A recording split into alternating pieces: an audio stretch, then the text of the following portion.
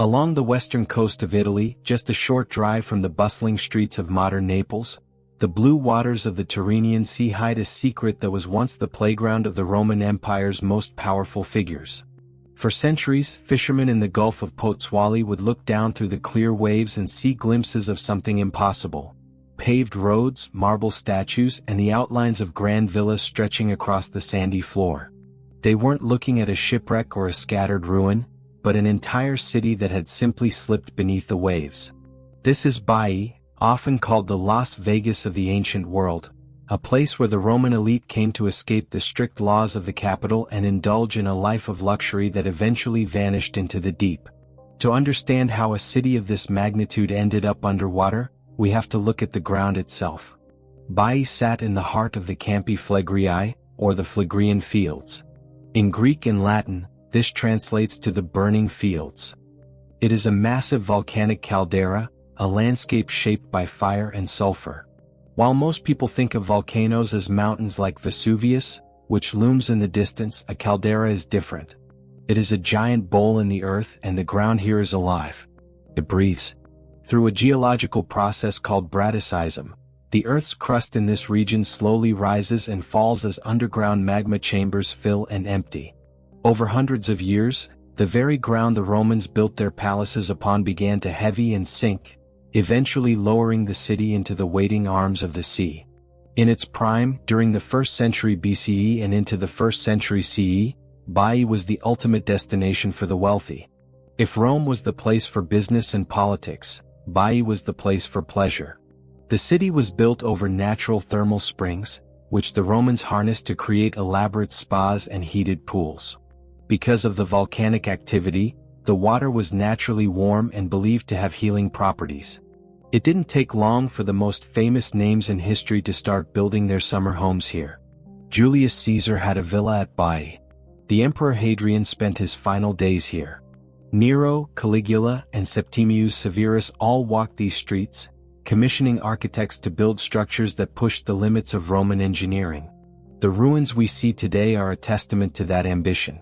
Today, underwater archaeology has allowed us to map out the sheer scale of the city.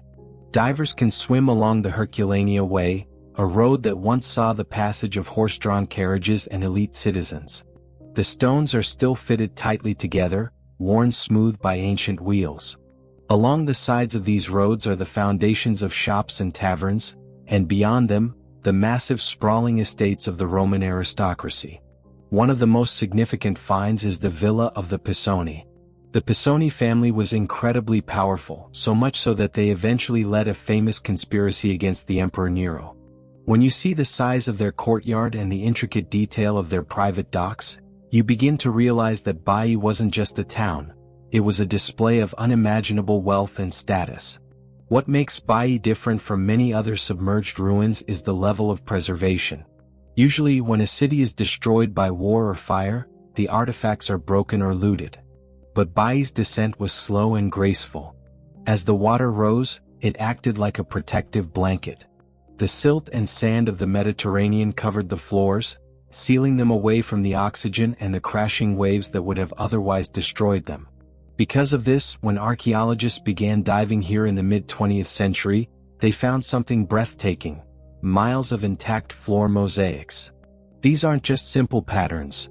They are complex works of art made from thousands of tiny colored stones, depicting scenes of sea life, geometric designs, and Roman mythology. One of the most famous areas for modern divers is the Nymphaeum of Emperor Claudius. A nymphaeum was a monument dedicated to nymphs, often serving as a cool, shaded room filled with fountains and statues where the elite would dine. In Baiae, this room was located inside a palace. When researchers rediscovered it, they found a row of statues standing exactly where they had been placed 2,000 years ago. There is a haunting quality to seeing a marble figure of a young woman or a Roman god staring back at you through the green-blue haze of the ocean, with schools of fish swimming through the spaces where emperors once held banquets.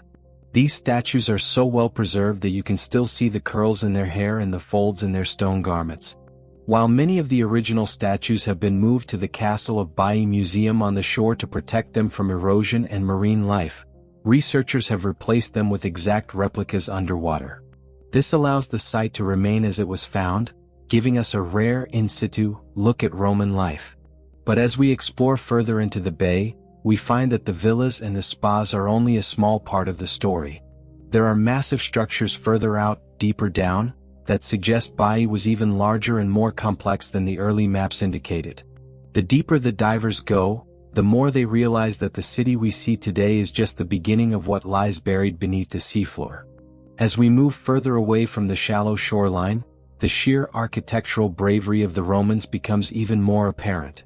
While the villas were the crown jewels of Baiae, the infrastructure supporting them was a feat of engineering that seems ahead of its time. Archaeologists have identified a massive network of lead pipes crisscrossing the seabed, some of them still stamped with the names of the families who paid for them. These pipes didn't just carry fresh water. They channeled the boiling volcanic fluids from the earth directly into the private bathrooms and underfloor heating systems of the wealthy. This was a city that had effectively tamed a volcano to provide its citizens with 24-hour luxury. Deep-sea mystery often surrounds how these structures have survived the corrosive nature of saltwater for 2 millennia. The secret lies in a specific Roman invention: hydraulic concrete. By mixing volcanic ash from the nearby area of Pozzuoli with lime, the Romans created a building material that didn't just resist water. It actually grew stronger when submerged. This allowed them to build massive breakwaters and artificial harbors right in the middle of the bay. Today, these sunken structures act as artificial reefs, hosting vibrant ecosystems of Mediterranean fish and sea anemones that live among the remains of Roman piers. One of the most impressive areas currently being mapped is the Laconicum, or the sweating room. Imagine a massive, domed circular building, much like the Pantheon in Rome, but designed specifically as a dry sauna. It sat directly over a natural vent of hot volcanic steam. Today, divers can swim into these domed chambers. Looking up from the sandy floor, you can see the precise brickwork of the ceiling, still holding firm despite the weight of the ocean above it.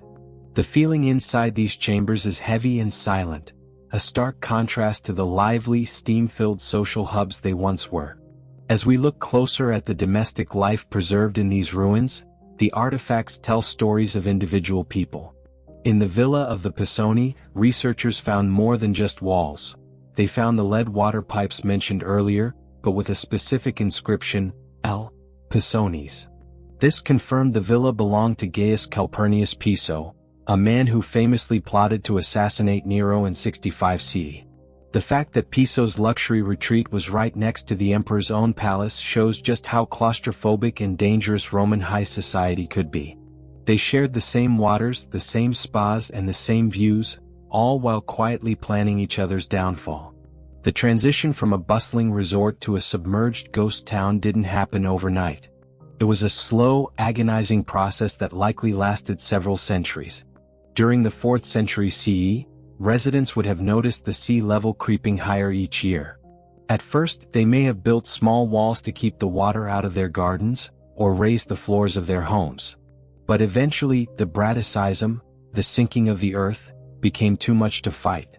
The grand entrances to the villas were reclaimed by the tide, then the ground floors and eventually the upper balconies. By the time the Western Roman Empire fell, the most beautiful parts of Baiae were already lost to the waves, turning a place of vibrant life into an unexplained ruin hidden from the world. Even with the advancements in underwater archaeology, much of Baiae remains a mystery. Only a portion of the city has been fully excavated and cleared of sand. There are entire districts stretching further into the Bay of Pozzuoli that are still covered by layers of sediment, hidden from sight. Every summer, teams of divers and researchers return to the site, using sonar and 3D scanning to peer through the seafloor. They frequently find new walls, new mosaics, and clues to how the city functioned. But the more they find, the more they realize that the map of Baiae is much larger than previously thought, suggesting that there are still grand temples and public squares waiting to be rediscovered in the deeper, darker parts of the bay. The discovery of these deeper structures has shifted the focus of modern researchers toward the outer edges of the bay, where the transition from resort town to industrial port begins to blur. Beyond the luxury villas, the submerged ruins reveal a city that was a powerhouse of trade and maritime technology. We now know that Baiae was connected to the Portus Julius, a massive naval base and harbor complex commissioned by Agrippa, the right-hand man of Emperor Augustus. This harbor was an engineering marvel, featuring a long canal cut through the coastline to link the sea with the inland lakes of Lucrinus and Avernus. Today, the remains of the massive concrete pylons that once supported the harbor's bridges sit in the deep silt, looking like jagged teeth rising from the seabed. Working in these deeper sections of the sunken city presents a unique set of challenges for underwater archaeologists. Unlike the shallow, sun-drenched mosaics near the shore, the structures further out are often shrouded in a thick layer of marine growth and sediment. Visibility can drop to near zero with a single kick of a diver's fin. To overcome this, teams now use sub-bottom profiling sonar, a technology that allows them to see through the sand and identify walls or streets buried several feet deep. These scans have recently revealed the outlines of what appear to be large warehouses and granaries. This suggests that while the elite were relaxing in the thermal baths above, a massive workforce was moving goods, grain and construction materials through a sophisticated logistics hub just a few hundred yards away. One of the most humanizing aspects of these ancient ocean discoveries is the presence of everyday items frozen in time. In the area surrounding the shops, divers have found stacks of ceramic storage jars, known as amphorae, still leaning against the walls where they were placed centuries ago. Some were meant for wine, others for the famous Roman fermented fish sauce called garum. Because the sinking was so gradual, it seems the residents had time to move their most valuable possessions, but they left behind the heavy, the mundane, and the structural.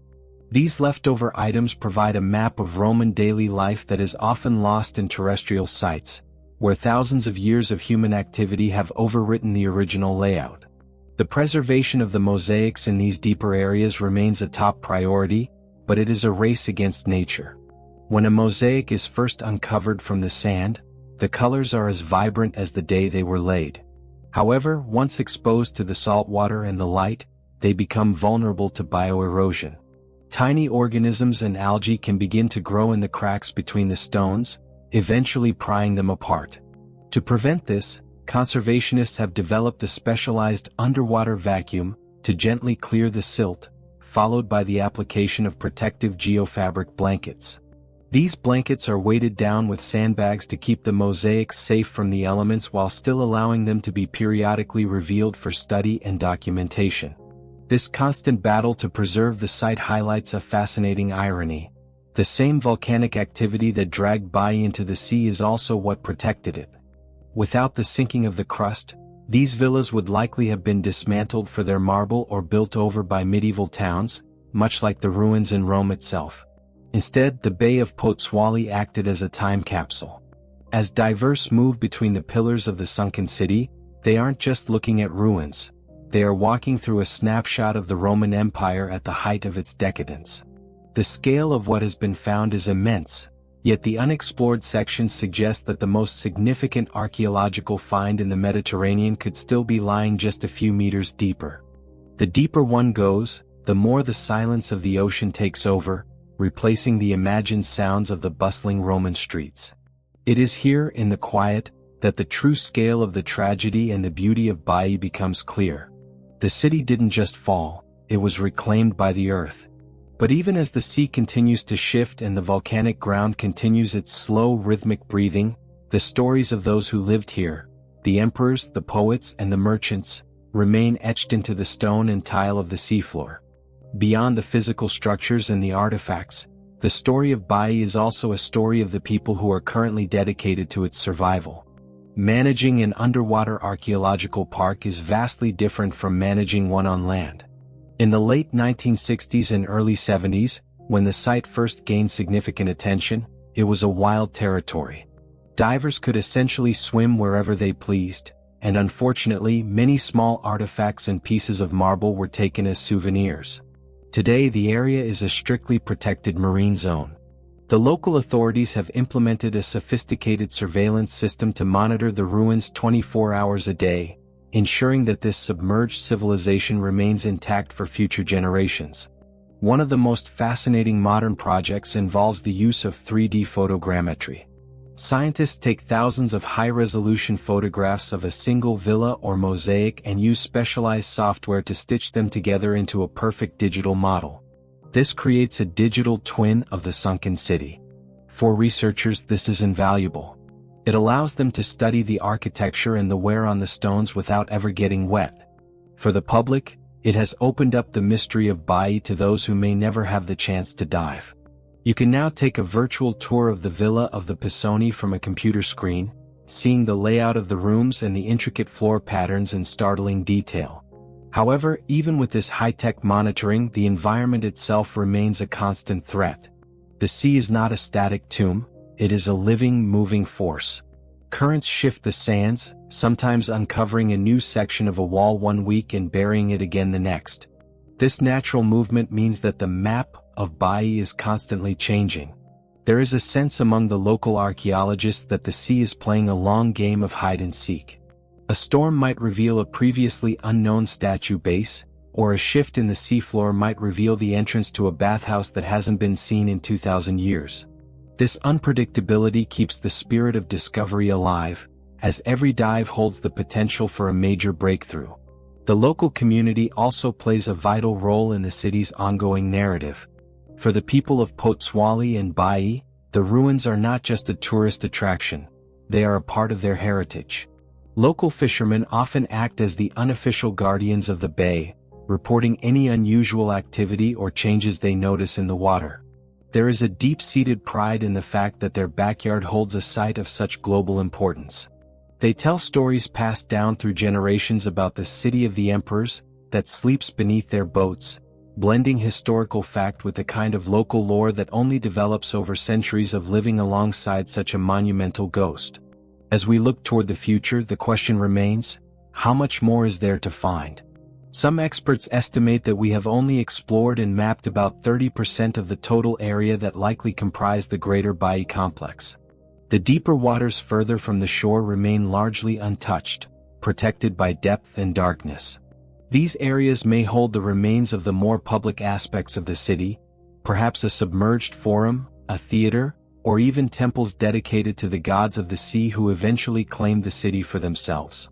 The technology to reach and excavate these deeper levels is becoming more accessible, but it requires a delicate touch to ensure that the act of discovery doesn't lead to the destruction of what has been so perfectly preserved.